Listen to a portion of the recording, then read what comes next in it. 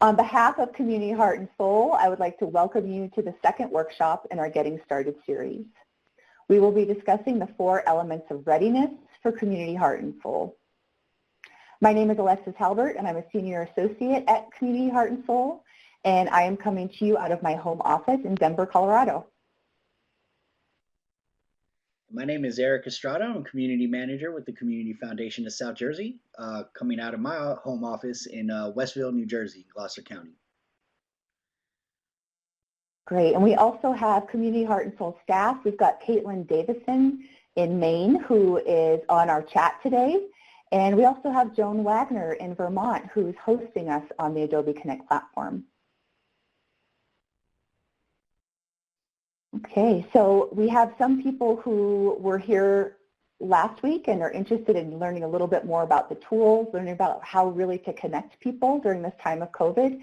Thank you so much for your comments in the chat. As I mentioned, we're using the Adobe Connect platform today, which will allow us to share visuals, to be interactive, and to take your questions. We will also have the chat box running throughout the webinar down in the right corner. And again, if you are having any technical difficulties, please email us directly at info@communityheartandsoul.org. You can also see on your screen there is files that it's on the right center. That is where you can download your Getting Started workbook if you have not done so already. And at the bottom right, there are also our important web links. That's the website link to the Community Heart and Soul website, our Facebook page. Please like us if you haven't already. We also have the link to the Transform New Jersey website, which Eric will be talking a little bit about. So I'm excited to be joined virtually today by Eric Estrada, Community Manager for the Community Foundation of South Jersey. Eric is training as a Community Heart and Soul coach and is leading the charge for the Transform South Jersey initiative. Eric is going to share stories about this work throughout our presentation today. Community Heart and Soul is embraced in different ways by residents, local nonprofits, town governments, statewide organizations, and foundations. In this partnership, our organization, Community Heart and Soul, is working to support the Community Foundation of South Jersey in its mission to build residents' capacity to strengthen the social, cultural, and economic vibrancy of their communities, and to inform future community development based on what matters most. Not every Heart and Soul town has a foundation affiliation like in New Jersey. As we will talk about in our review of the hopes for the future exercise from our last webinar, there are a diverse number of reasons why towns and other partners commit to Heart and Soul. Overall, town and resident collaboration is an important part of success and can include many forms of investment. We will discuss these elements in today's webinar, the 4 elements of readiness, learning how to prepare for Community Heart and Soul by recognizing existing community strengths and opportunities, as well as in the webinar on October 27th, Community Investment in Heart and Soul, planning for the resource needs to carry out your Community Heart and Soul effort. One of the best parts of my work is the exceptional people who are involved and their dedication to the principles of Heart and Soul. It's my great pleasure to have Eric Estrada on the webinar with us today. Eric. I was trying to sneak in a chat response that went away when the camera switched to me, but I will share my contact information for folks. Again, Alexis, thank you so much. I'm excited to be here with you today. As Alexis mentioned, I am a Community Heart and Soul coach in training, so we actually got a chance to meet in Vermont earlier this year in February, pre-COVID, back when things were relatively normal. So it's exciting to be able to connect with her again and everybody here. But I'm coming here today. I was asked to join today because in my role as a community manager with the Community Foundation of South Jersey, we are a community foundation, a foundation like many others that you may be familiar with or you may have interacted with in wherever it is that you're coming from today. And what we found as an opportunity with Community Heart and Soul was a chance to do things a little bit differently. Now, Transform South Jersey is an initiative we developed in partnership with a lot of other people. It's not just us. New Jersey Health Initiatives of the Robert Wood Johnson Foundation, the PSE&G Foundation, the Wells Fargo Regional Community Development Corporation, Ocean First Foundation, the Geraldine R. Dodge Foundation, as well as the folks at Community Heart and Soul, where we said we always come up with these initiatives. We're always trying to make positive change in the community. At the Community Foundation of South Jersey specifically, our mission is trying to harness the power of philanthropy to make positive change. But just like many other funders, we often find that we come up with some idea, well intentioned, we think it's a great idea, and we ask folks to say, who would like some money to try this idea? And everybody wants to try it, and everybody thinks it's the greatest idea they ever heard of. And everybody wants to say how amazing this all is. Let's just go ahead, give us a grant, and we'll do exactly what you're asking. But I think all of the folks that have come together as part of this initiative recognize that that wasn't working for anybody. Folks really weren't happy with what we were seeing. The communities that we were working in were really stretching and trying to maybe make us feel better or make us feel like what we were doing was a good idea. And at the same time, we're trying to fit in what they already wanted to do into what we were presenting as a way to kind of secure funding. And it's not in any way to point the finger or say that folks were doing something wrong, but we knew there was something different in terms of how we approach this work that we saw when we were introduced to Community Heart and Soul. So I'd love to talk more about it, and I could share how that relationship was built and cultivated over time. But Joan, if you could go to the next slide, what I wanted to do was just say how we at the Community Foundation put together this broader initiative, Transform South Jersey, that used Community Heart and Soul as its foundation to work in communities, to build community leadership, so that we could accomplish other goals as well. So for Transform South Jersey, not only do we have 6 communities, you don't need to move to the slide now, but you'll see them in a second. 6 different communities in South Jersey that are going through their own individual heart and soul journeys. We also are bringing them together periodically because whether it be Willingboro in Burlington County, New Jersey, or Winslow Township in Camden County, New Jersey, or even Down Township in Cumberland County, New Jersey, we know there are things that are relevant or similar, whether they're opportunities, whether they're challenges, that having these 6 communities invest in themselves, build their community leadership, build their community capital, dollars, resources, networks, all those things. We knew there was a unique opportunity there. So we took Community Heart and Soul and said, let's let that be the foundation for these 6 communities. And while they strengthen their communities, we can also work with them as a group to try to address common issues. I do hear that I see that I'm getting maybe breaking up a little bit, so please let me know if that's still an issue. But the last piece that I'll mention around Transform South Jersey is just this. At the Community Foundation, what we do is we help folks establish community funds. We help folks establish endowed funds, whether that be at the family level, the community level, the business level, or whatever that might be. A piece that's unique to Transform South Jersey that may not happen in other communities that are working with Community Heart and Soul is the establishment of an endowed community fund in each of these communities.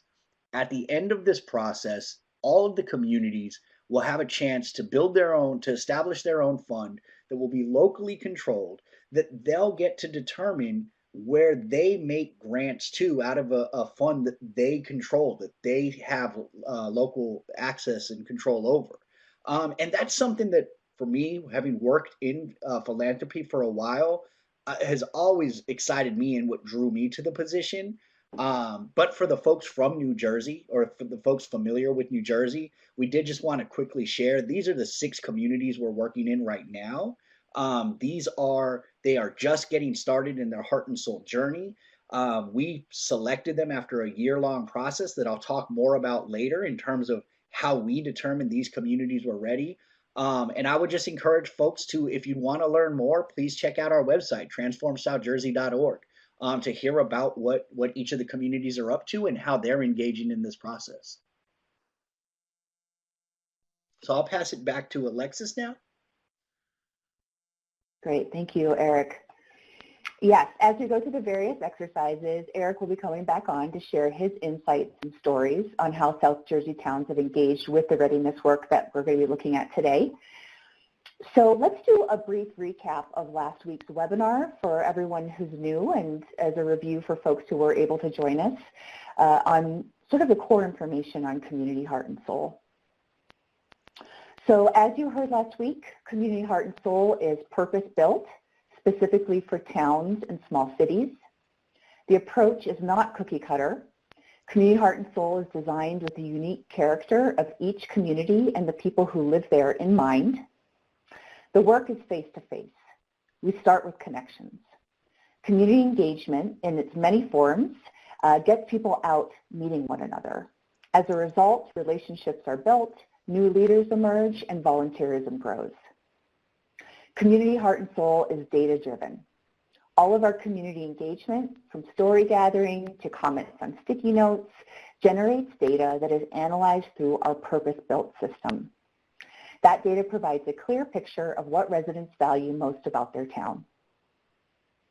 Heart and Soul is action-oriented. Community engagement that is effective, comprehensive, and fun, it has got to be fun, leads to trust within and across groups in your community. By learning what matters most to the people around you and acting on it, experiences and ideas can become the basis for short and long-term plans that the entire community can support and implement. So last week, Leanne and Jane introduced us to the 3 principles and the 4 phases of Heart and Soul.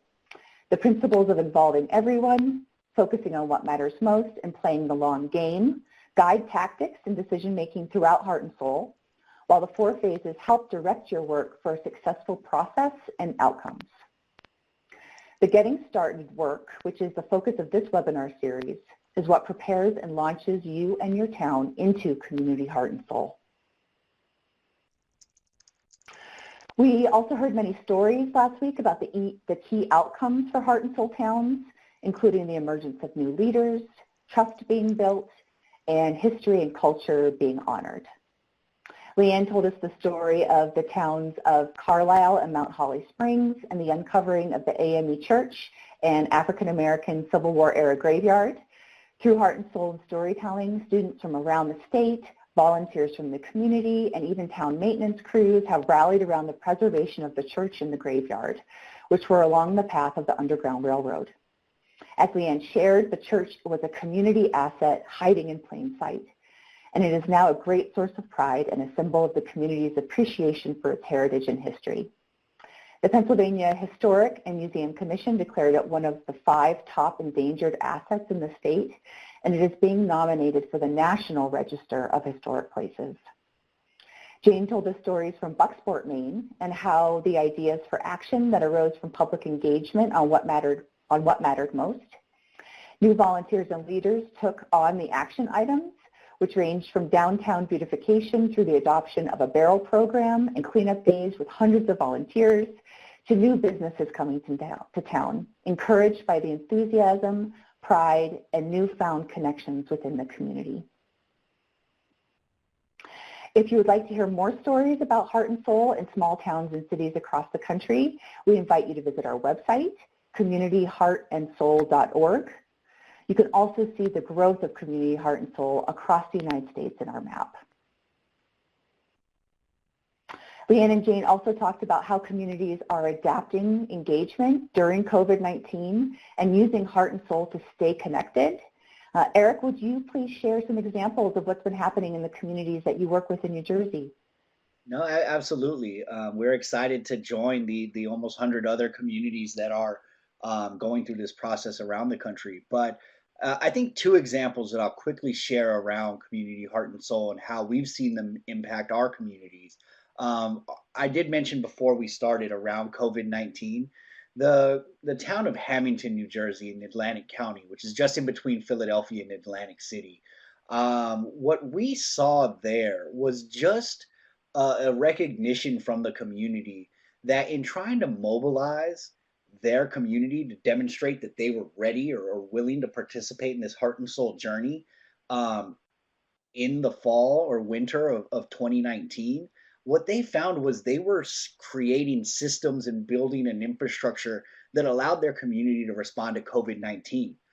They didn't realize that was going to be the case when they started on the process, but once they did understand how the pandemic was going to affect their community and how they wanted to best respond and support their community as they dealt with it, they were excited to say, wait a minute, we've already started to do this work.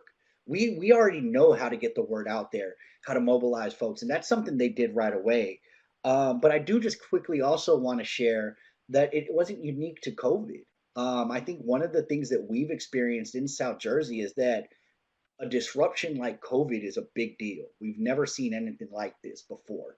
But there are disruptions and priorities that are going to come up everywhere you do this work. If we're working with communities, as you said earlier, Alexis, it's not about a cookie cutter answer.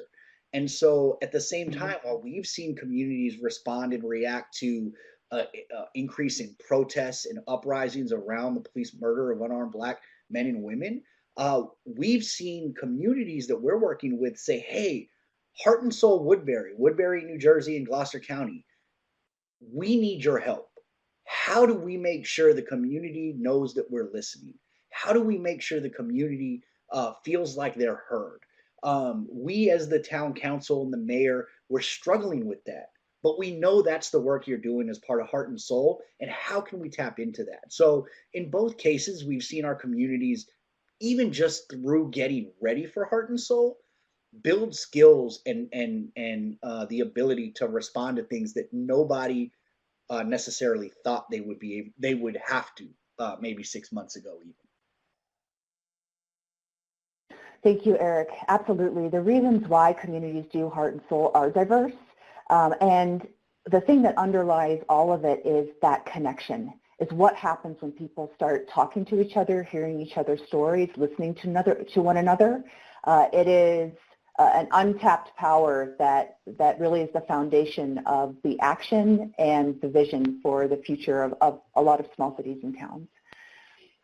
So in our webinar last week, we did the first exercise in the Getting Started guide, which is called Hopes for the Future.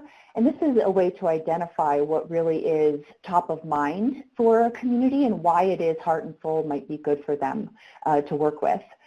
So from our webinar chat last week, I just wanted to bring forth a few things that people shared. So Will Grimes shared that he's interested in a vibrant downtown with no vacancies. Becky talked about good conversations for working across differences in her community. Laura discussed helping downtown to be more social and interconnected. Hillary talked about representation of community members in decision-making. And Toyola Rogers-Chan discussed her hope for the future, which was youth engagement in leadership. Okay, so now that we're caught up from last week, we can dig into our topic for today, which is the 4 elements of readiness. So let's start by looking at the milestones for the Getting Ready phase. In addition to being on the slide here, you can find the milestones on page 6 at the bottom of your Getting Started with Community Heart and Soul workbook. Again, if you haven't downloaded that already, you can do so in Adobe Connect. This workbook contains all of the exercises that we're covering in the workshop series, and they will prepare you to host these conversations in your own community. Today's workshop focuses on defining community strengths, assets, and opportunities. So how does a community decide that they're ready to do Heart and Soul? How do you know if a person or a community is ready for anything new or different? What are some of the indicators that you can think of? It might be from your own personal experience or in your own community. Joan is going to open up a chat for us here. Or we can do it, okay, we can do it, I'm sorry, right down there in the participant chat if you want to add your ideas. How do you know when a person or community is ready for something new?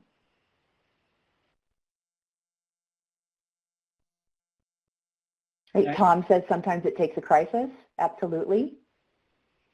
Eric, you had shared a little bit earlier about Heart and Soul being a shift in your grant making. How did you know that you all were ready for something new?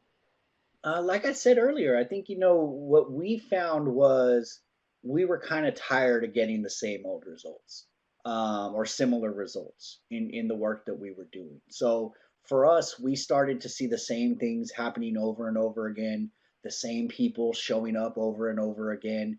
And that is in no way a knock on the amazing people who do, who have committed their lives and put in way more than their fair share to keep things progressing and moving in a positive direction. But we just knew, after a while, like I said, I myself have had the chance to work with a number of different foundations for a little over a decade now. And you start to see those patterns, and you start to see, and you know that you're looking for something different. So for us, it was just kind of those patterns arising and saying, there's got to be another way. Yeah, absolutely. And that's echoed in the chat here, which is, when you try the same thing over and over again and it's not yielding the result that you want. Or when there are new ideas, new situations, new people in your community who you'd like to be involved, you'd like to hear from. Let's see, what else do we have here in the chat? Yeah, even changes in, when you see traditional economic development measures that may not have had the outcome that you've wanted. When I had the pleasure of working on Heart and Soul in my my hometown in Colorado, Paonia in the North Fork Valley, we had 3 coal mines in the community that we could see that economic changes were going to really have an effect on our local economy. And the 3 local chambers started hosting valley-wide meetings with business owners and residents to determine what our assets were. We really needed to understand where we were at so that we could know where we needed to go in the future. And we really started talking about what the future could look like 10 years out. And it was really clear that people were ready to work together.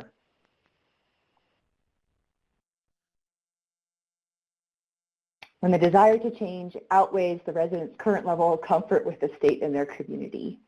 Yes, these are all great answers. Thank you so much. So when you know that you're ready for something new, how do you then start preparing for something new? Community readiness is a term we use to talk about the baseline knowledge, skills, and attitudes of a community that might help or hinder the success of community heart and soul. So if we were about to go on a journey, maybe it's a road trip or a hike, what would we need in order to be prepared? So in the case of a hike, we may know where it is that we want to get to. As you can see, the man on the right hand picture pointing to the horizon. But having a map to get there is going to be essential. We need the right equipment, we need the right supplies to sustain us, companions to join us, and we need the confidence that we're ready for the journey ahead. Examining the elements of community readiness help prepare you for the community heart and soul journey. They include community interest, leadership, relationships and community culture, and resources. And we're going to take a look at these each one by one. So for community interest, are residents and leaders interested and willing to commit to community heart and soul? Community leadership. Do formal and informal leaders in the community make decisions based on what matters most to residents? And is there an interest in sharing leadership and ensuring opportunities for new leaders to come forward? Which organizations or individuals in town are seen to demonstrate strong leadership? What are the strengths of your municipal leaders, including elected and appointed officials? Who are the informal leaders in town that influence attitudes and opinions? For relationships and community culture, do residents from different backgrounds engage with each other? Do they trust one another? Do community organizations communicate and collaborate to address local needs and issues? What are some of the ways that community groups do collaborate and work together on shared interests? What does it look like when there's positive public engagement in your community? Where are there noticeable divides or distrust between groups in the community? How would you describe residents' attitudes towards the community? And how do you come together to celebrate? And finally, with resources, are there financial and human resources available to implement Community Heart and Soul? What resources are available to support the first steps? This might be financial or human capital, such as staff and volunteers, in-kind support, meeting space, or food donations. Next slide, please. Oh, we're staying on this one, sorry. As we move through today's discussion, it's important to remember that every community is unique when it comes to readiness. There's not one perfect version, but it is key to know your community's strengths so that you can maximize them, and also to know the opportunities in your community for improvement so that you can strengthen them. As you're thinking about where your community sits in terms of getting started with Community Heart and Soul. So I am going to turn it back to Eric so he can tell us a little bit about the readiness work in New Jersey. Yeah. So thank you, Alexis. I think for Transform South Jersey, as I mentioned, some of the partners that are involved or that are involved earlier, and the community foundation itself. Like I said, a number of us had been working in the area for quite some time. We had been working with our nonprofit partners. We had been working in communities. And that's not to say that we were doing everything right. But I say that to say that we had experience. We knew a lot of the people that we were working with, or we knew a lot of the work that they had set out to do and the great things that they've accomplished to date. So when we were looking at readiness, when we were looking at how could we determine which communities we would be able to work with for Transform South Jersey, because we were limited to the amount of grant funding that we were able to raise for this initiative, we were only able to pick 6. In South Jersey, there are over 200 communities that are, there are over 206 communities in South Jersey. Because the Heart and Soul model is geared towards working in small cities and towns, we had a cap of about 50,000 residents in terms of which communities we'd work with. And even then, we're talking about over 190 communities. So when we wanted to figure out how we can possibly pick a cohort that made the most sense and what that looks like, we had to give it a lot of thought, and we had to do some trial and error and work with a lot of folks to figure that out. But ultimately, what we decided to do was, if you go to communityheartandsoul.org at the Community Heart and Soul website, you can find various resources about if you're interested in this, starting a Heart and Soul journey. And one of the resources they have available is the Getting Ready for Heart and Soul introductory workbook guide. In that workbook guide, there are a series of activities. We're going to talk a little bit about them today. But what we asked our communities to do was we set up this multi-stage process. So first, we just asked people to nominate their town for consideration. And at that point, then we said, okay, you nominated your town. This is why you're excited. This is why you're interested about it. But now we're going to ask you to do some work. We're going to ask you to demonstrate your readiness or your commitment to going through this process and being a part of this multi-year initiative called Transform South Jersey, going through this 2-year Heart and Soul process of mobilizing and organizing your town. So we asked them to complete some of the activities, to get people together, to talk about these readiness factors that Alexis just mentioned. What is the interest? What is the community leadership? What resources are around? And we asked the folks to start talking about their understanding of who is in their community. And all of that was part of their application. So we recognized that it was a heavy lift. It wasn't easy. We did provide small momentum building grants to help them, and this was because of our funding partners allowed us to do that, where we were able to give small grants that let them hold community meetings to find out this information. But it also allowed us to then say, okay, it's not about picking the 6 best communities. It's not about picking the 6 communities that scored the highest. And this was something that required a lot of back and forth between the funding partners, between the folks at Community Heart and Soul, and our board at the Community Foundation of South Jersey, because we really wanted to say, what is the best cohort?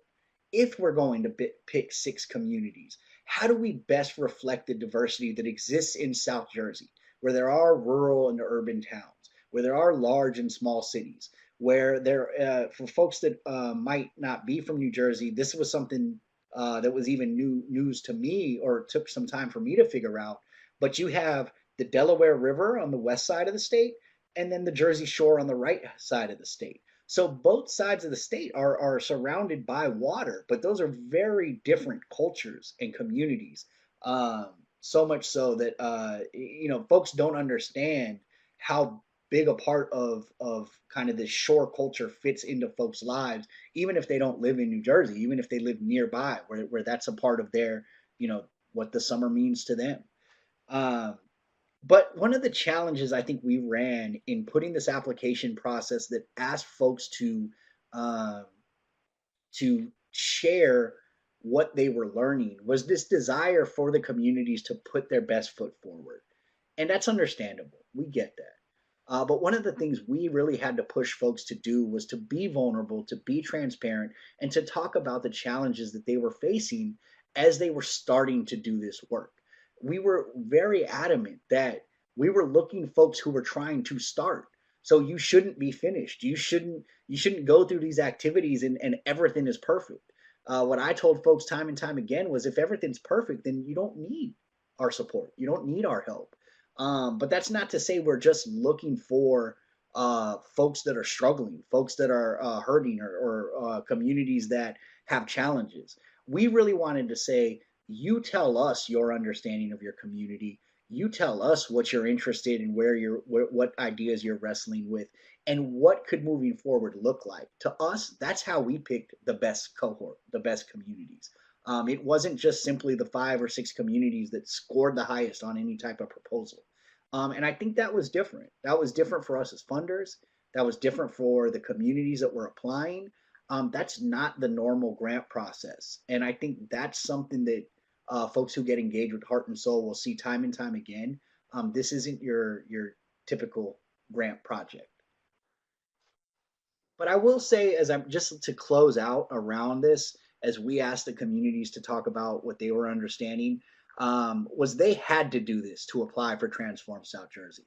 But even if this wasn't a part of Transform South Jersey, they had the opportunity to take what they were learning and do stuff with it. So we had a community. We had some great communities who applied, but we weren't able to support and make a part of this cohort. But one in Camden County specifically, Runnymede, New Jersey, they came back time and time again and said, wow, by us getting organized around this, we seen what we can do when we put our mind to it, when we try to kind of bring more people to the table. And we see how we could take this to benefit us in different ways separate from this initiative. So it really did hurt me that we weren't able to support them as part of this initiative, that they're not a part of our cohort, but they were able to take the work that they did and the readiness that they demonstrated to advance other projects and secure funding from other funders for things unrelated to Heart and Soul. If we do have a second cohort of Heart and Soul communities in South Jersey, we'd love to bring them back into the loop. But I do just want to share how these getting ready activities will not only benefit you for Heart and Soul, but just really any of the work you're trying to do to make a positive change in your community.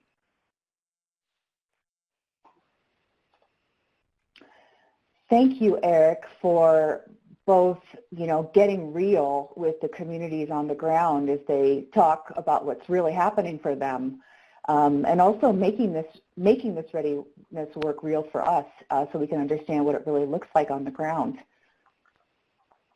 So just to repeat what I shared, that in general, community readiness is a term that we use to talk about the baseline knowledge and skills and attitudes of a community that might help or hinder the success of community Heart and Soul.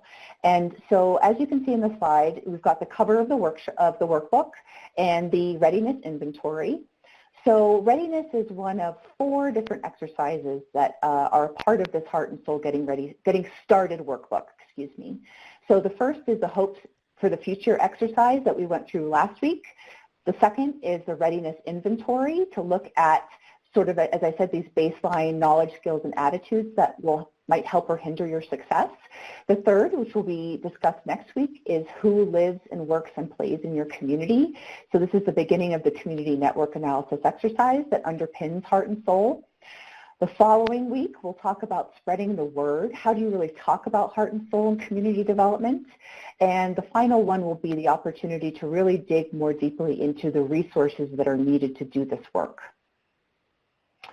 Okay, so we're going to kind of mock or model the community readiness exercise. Again, this will be different depending on whether you are in person with folks or you're doing what we're doing, which is online. So the 4 elements of readiness are listed on the left of the inventory, and on the right we have the boxes where you can assess whether that element is a strength, an opportunity, is mixed, or if you are unsure. So let's define those categories. So if something is a strength, the condition is present and will contribute to the success of Heart and Soul. If it's an opportunity, we want to improve or bring about this condition. If it's mixed, there are both strengths and opportunities present. And if you're unsure, we need to do more homework and outreach to understand what the status of this element is in our community. Okay, so we've selected 3 different statements from the inventory for you to consider today. Take a look at each one of these statements and determine how would you evaluate this statement in terms of the conditions that are present in your town. Is this statement a strength or an opportunity? Is it both? Is it mixed? Or are you unsure and need to do more homework? So we have the 3 here, number 6. My community has strong leadership or an interest in strengthening its leadership. The middle statement is policies and decisions made in my community are guided by what matters most to those who live, work, and play here. And the inventory statement on the right, number 11, my community has interest in improving communications, collaboration, and cooperation between organizations. So again, thinking about your town or community, how would you respond to each of these elements of readiness in your town? Okay, Joan, would you broadcast the results for us?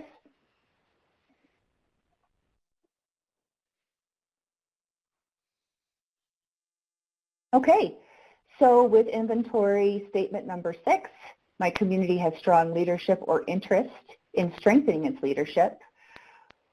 We have, let's see, it's a little bit of a tie, or the one that got the most votes was that it's an opportunity. So you see this work as an opportunity to be able to do that within your community. Looks like for some of you it's already a strength. It's mixed. We have some maybe you have a strong formal leadership, but maybe your informal leadership in town is not as strong, that those are volunteers or people within the nonprofit sector.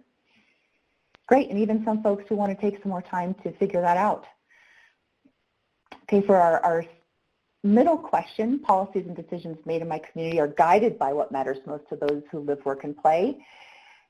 Our majority answer is mixed. So sometimes yes, sometimes no. And many of you also see that as an opportunity, which is great. That is, again, a core component of Heart and Soul. And for our third inventory statement, my community has interest in improving communications, collaboration, and cooperation between organizations. This is, by far, you all see this as an opportunity. Fantastic.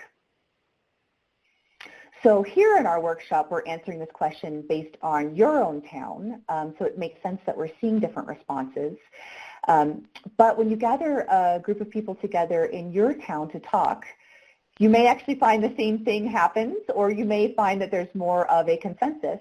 But that's really the core of this exercise, is it's really meant to be used as a conversation guide with various community groups rather than a definitive assessment that's completed by one person or a group of people.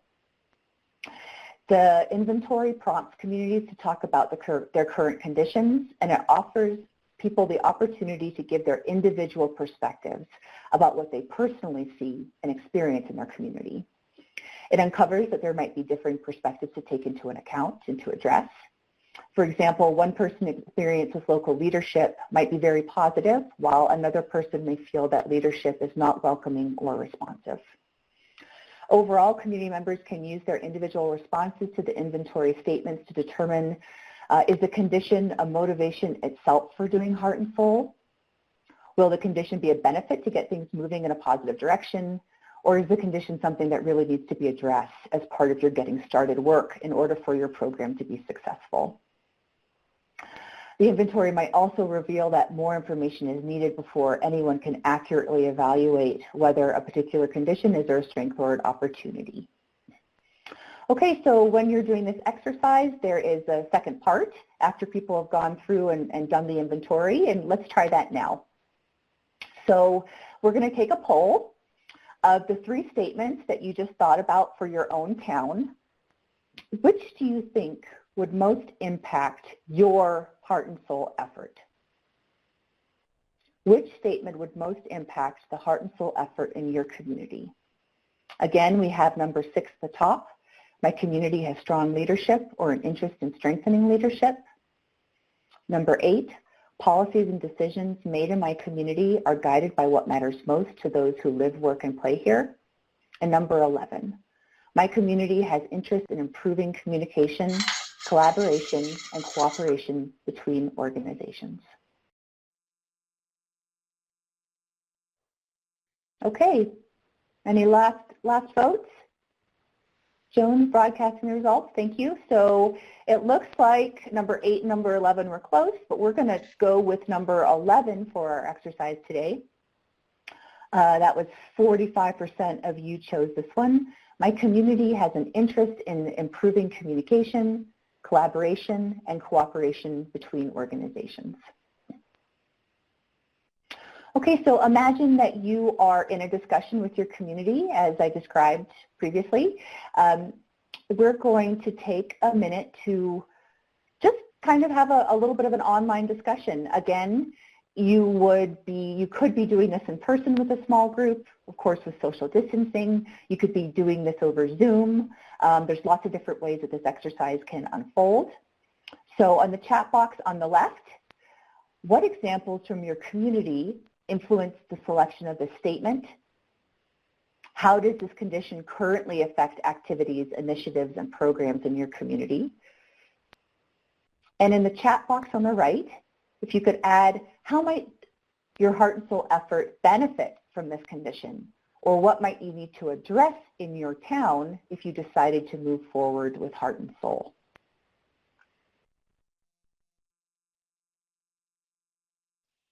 So again, imagine you're in a discussion. Oh, go ahead, Eric. No, go ahead. Oh, I was just repeating the directions, just so folks know that on the left, you're talking about examples that influence your selection of the statement, and on the right, how it is your community might benefit from this condition.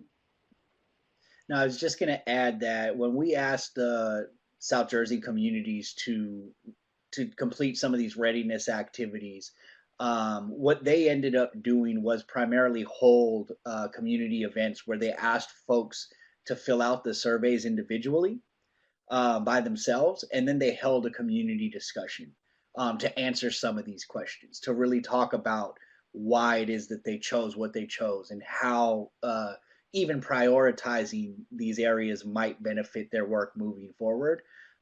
Folks got really creative. You know, yes, now primarily this would probably be done using Zoom or some virtual tool. But one of the communities that we worked in, because they are a little bit in the middle of nowhere, they organized these weekly tailgating parties to go see the Philadelphia Eagles play football on Sundays. And they actually would rent a bus for the community to go to the game. And they did that at one of those community tailgates. They asked folks to talk, and they asked folks, and you know, this is a small community of probably even 1,000 people, and they were able to get over 100 people to show up and participate in this discussion. You know, maybe they felt a little tricked. They thought they were coming to watch football, But it was exciting to see how they were able to just kind of take this and run with it in a way that got folks really excited. But to your point earlier, I'd just add that I think it's only, the survey only tells you kind of folks' individual opinions. It was the conversation after the fact that really got folks to understand the nuance and why maybe some people felt differently than others. And again, that's what we were looking for. We were looking for disagreement and discussion in terms of maybe everybody doesn't see this the same way. Absolutely. And that's a benefit. And it's also a benefit to doing it with multiple groups. People have the opportunity to really look more deeply into what's working in their community and what they want to work better. And in a certain sense, doing this inventory is also a way to really deepen people's understanding of the benefits of community heart and soul and what going through the process and the method can really deliver to a community. Yeah. So great. We've got lots of great examples that on the left of why, what influenced their selection of this statement. It seems like a lot of people do have organizations that are working together on similar issues, but maybe don't have as much of the crossover as they'd like to see. Organizations that are pulling from the same pool of volunteers, that there's maybe some communication gaps that are currently happening in their town. Just one more thing I'd add is that I mentioned that we were asking folks to do this as part of their application process. But once we selected the communities and they actually officially formally started their heart and soul process, we actually asked them to return to this. And I think that's something that folks will see happens a lot with heart and soul, is that you don't just do something and it's done and then you move on. We asked the folks to revisit their understanding of their community's readiness once they got started, to say, do the group of folks here today still agree that this is kind of how folks are thinking, or how do folks that are here today think about it? Because we expect that that's going to change over time, and should change over time. Absolutely. Yeah, I mean, with both formal and informal practices, how do you plant the seeds for those positive actions to continue?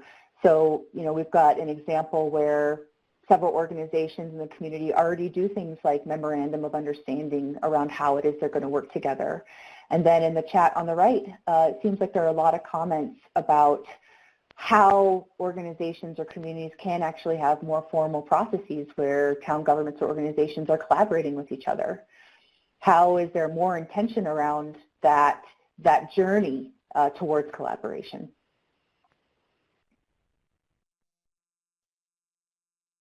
Great. Thank you so much for all of your answers in the chat. You can see, hopefully, that there is a lot of potential discussion points that you can have within your own community with using the community inventory.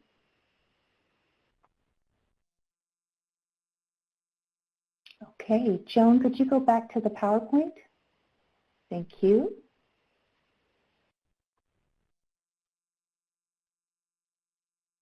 Okay, to wrap up the exercise, you can follow up with discussion questions, additional ones in your community, or kind of pinpoint what it is the next steps are that you might need to take based on the discussion. So for example, if we were to look again at community interest, what community groups or leaders would benefit from learning more about heart and soul if you're taking a look at community interest? For community leadership, what opportunities are there to cultivate new leaders as heart and soul begins? What are the best ways to leverage our strengths in leadership for heart and soul? How could community leadership change for the better as a result of heart and soul? With relationships and community culture, how might heart and soul improve the civic life in the town? And with resources, what resources are needed to ensure heart and soul is successful? And Eric, you've shared a lot about how the readiness inventory really helped your communities. Is there any final comments to add? None that I think that I haven't already said, other than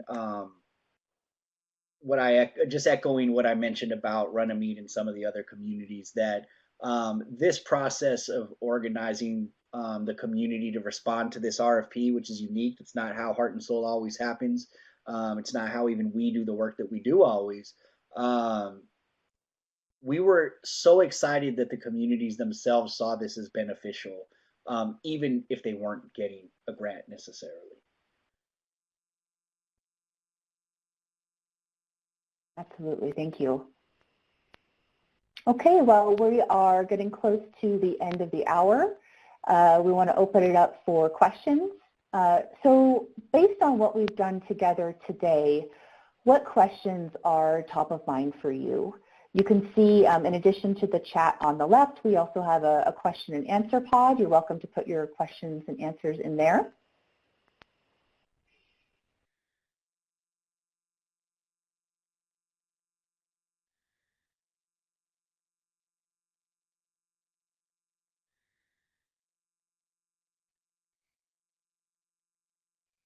Looks like we covered everything, Eric. There's no questions. Awesome. Okay, Kate C. What if the local officials are not supportive and refuse to communicate with local groups?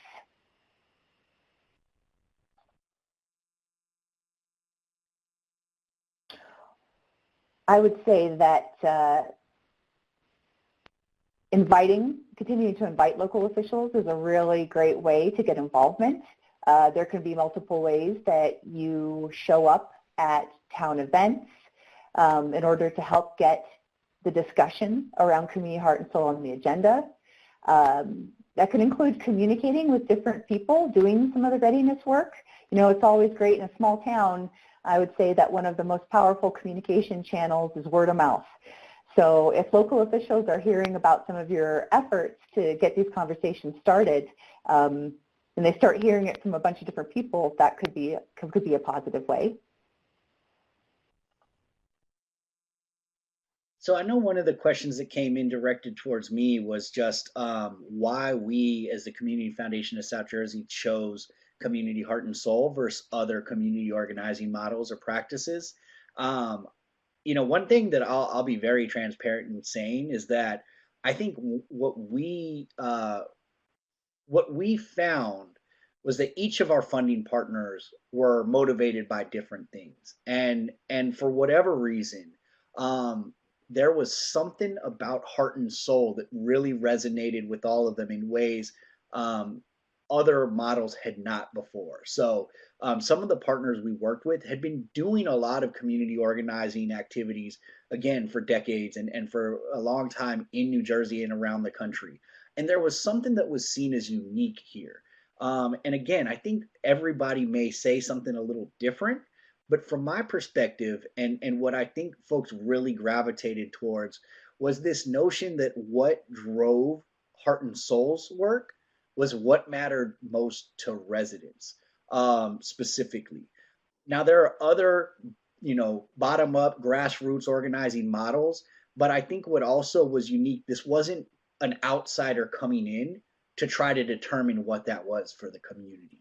The Heart and Soul model really, by design, gets the community to do the work, gets the volunteers in the community to lead the work, carry it out, and to own it, which I think is a lot different than a lot of the other planning activities we've seen or been a part of in the past. So it not just in by, you know, in wording and language to say it's bottom up and it's resident driven, but that we saw from the very steps that need to be taken and the work that needs to be done, it's done by the community, not on the community. There's also a few questions around what you can do if your town is not even ready to start readiness work or discussions. I mean, that's going to really vary depending on what the conditions are in your community. I think you'll find that the exercises we present in the readiness guide can really provide a starting point. So for example, even the hopes for the future exercise that we did last week, if you can just get folks starting to talk about what it is that matters to them, what their hopes for the future. I also know that this can also be a place where getting youth involved, if they have a feeling that they want to be heard or have not been heard, elevating voices that are important to the community. Also using the arts, right? Maybe there is some kind of a campaign in the community, whether it's writing on, sidewalks with sidewalk chalk, helping to get people's ideas moving about the fact that they can influence and do have the power to shape the future of their community. Those are some great questions. Yeah. And I really do encourage folks to check out the Getting Ready for Heart and Soul workbook guide that's available at Community Heart and Soul. I mean, I feel like they lay out even a few activities, just conversations you could start to have with people to see if there's enough momentum to formally do the activities. I mean, but even just the conversations are helpful. One thing I want to share, because I saw the question about the most surprising thing I heard from a local official. As I mentioned, we went through an almost year-long process to identify the towns, work with the towns. We visited the towns. There were multiple stages throughout it. And at the very end, where we almost had one particular community set to go, they did everything they needed to do. They blew us away in many ways. At the meeting, the mayor said, look, sell me on this. Like, why should we take your grant for $100,000 to do this work? He did not think that it was, he wanted to be convinced. And, it caught me off guard because I was kind of like, wait, you want me to convince you why you should take a grant for $100,000 to do this work? But I absolutely appreciated his honesty. And his willingness to not just buy into something because someone was coming in from out of town to say, this is some good idea that you're trying to do. We had great conversations after the fact where he said, look, if my community wants to do something positive, we're going to do everything that we can to support them. But we're not trying to chase money. We're not trying to chase, these quick fixes. So we are going to be a little skeptical. And that's a group that, honestly, I'm excited that they're a part of our cohort. I'm excited that we're working with.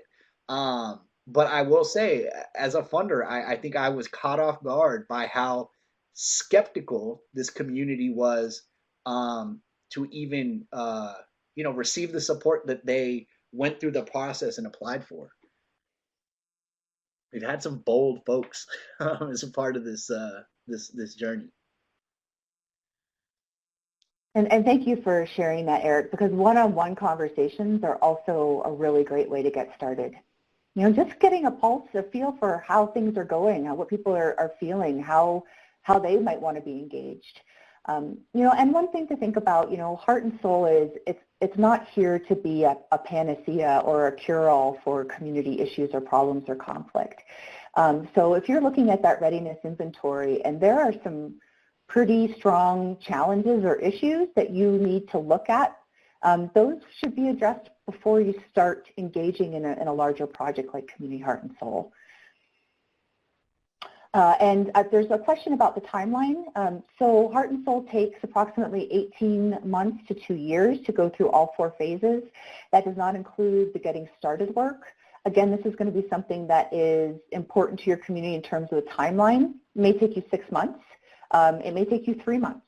You may be ready. You may really, all of those different pieces are in place. You know your opportunities and strengths. You know the places you need to lead into, and you have those elements ready and in place. So it really depends on your community. Okay, so please remember that you can ask additional questions or contact us for more information at info@communityheartandsoul.org. Please feel free to continue the conversation via email. And we really want to thank you so much for joining us today. We hope you can make it to our next 3 webinars. On October 13th, we have Who Lives, Works, and Plays in Our Community. October 20th, Spreading the Word About Heart and Soul in Our Community. October 27th, Community Investment in Heart and Soul. So thank you so much for joining us. Thank you, Eric, for your time. And we look forward to seeing you again soon. Take care, everyone.